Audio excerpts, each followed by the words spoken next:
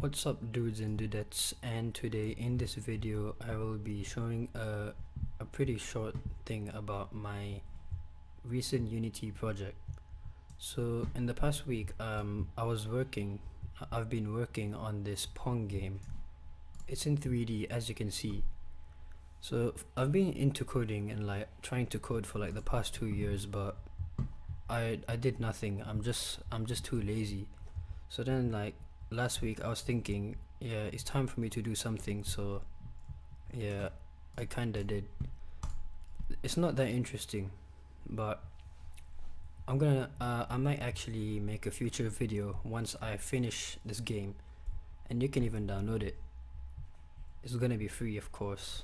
I mean, yeah, as much as I want to make money, I mean, there's really nothing special about it. It's in 3D though, and I made a main menu, which is pretty cool, and you can even restart.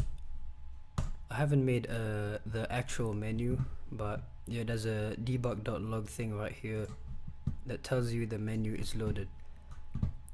Here are some of the scripts I did. Here's the scripts. So yeah, it's nothing much. Oh yeah, something pretty cool.